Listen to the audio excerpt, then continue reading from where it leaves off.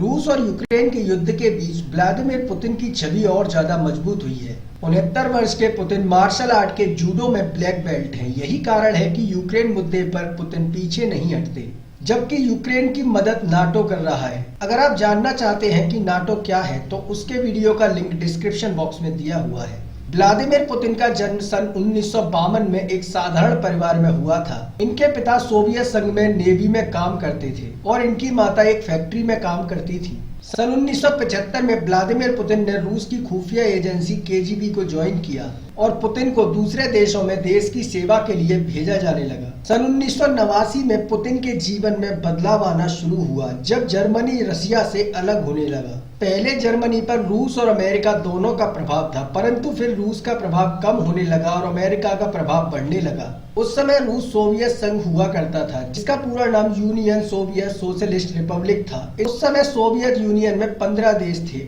और वे सभी सन 1991 में सोवियत संघ से अलग हो गए।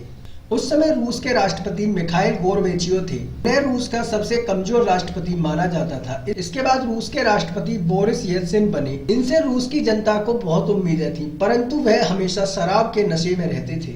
इसके बाद रूस की राजनीति में व्लादिमीर पुतिन की एंट्री होती है। उस समय पुतिन सेना में लेफ्टिनेंट कर्नल थे। इसके बाद पुतिन की मुलाकात रूस के सबसे बड़े शहर सेंट पीटर्सबर्ग के मेयर से होती है और वह पुतिन को सेंट पीटर्सबर्ग का डिप्टी मेयर बना देते हैं और पुतिन वहां लगातार काम करते हैं, जिसकी वजह से पुतिन धीमे धीमे फेमस होने लगते हैं। उस समय रूस के राष्ट्रपति के एडवाइजर वैलेंटीना यामासू की नजर पुतिन पर पड़ती है। वैलेंटीना यामासू बोरिस येल्त्सिन के दामाद थे, जो उस समय के राष्ट्रपति थे। वैलेंटीना यामासू ने व्लादिमीर पुतिन को राष्ट्रपति का एडवाइजर बना दिया। इसके बाद सन 1999 में व्लादिमीर पुतिन को रूस का प्रधानमंत्री बनाया गया और सन 2000 में पुतिन रूस के राष्ट्रपति का चुनाव लड़े और जीत गए।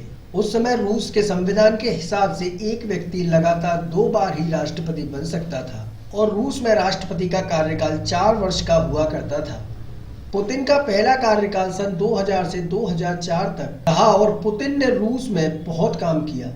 उसके बाद पुतिन का दूसरा कार्यकाल 2004 से 2008 तक रहा। इसके बाद वह 2008 से 2012 तक रूस के प्रधानमंत्री बने और दिमित्री महादेव को रूस का राष्ट्रपति का चुनाव जितवा दिया। दिमित्री कोई भी काम पुतिन से बिना पूछे करते नहीं थे। दिमित्री महादेव 2008 से 2012 तक राष्ट्रपति थे, परंतु उनकी सारी पावर्स प्रधानमंत्री के पास थी और उस समय के प्रधानमंत्री व्लादिमीर पुतिन थे। सन 2012 में पुतिन फिर राष्ट्रपति चुनाव लड़े और जीते और फिर राष्ट्रपति की सारी पावर्स दोबारा अपने हाथों में ले ली। इसके बाद सन 2016 में व्लादिमीर पुतिन फिर राष्ट्रपति बने और सन 2020 में पुतिन ने संविधान में संशोधन कर दिया कि अब वह सन 2036 तक राष्ट्रपति बने रहेंगे। वैसे तो व्लादिमीर पुतिन लग्जरियस लाइफ जीते हैं। उन्हें हर प्रकार के फाइटर जेट्स चलाना आता है क्योंकि वह रक्षा एजेंसीज में काम कर चुके हैं।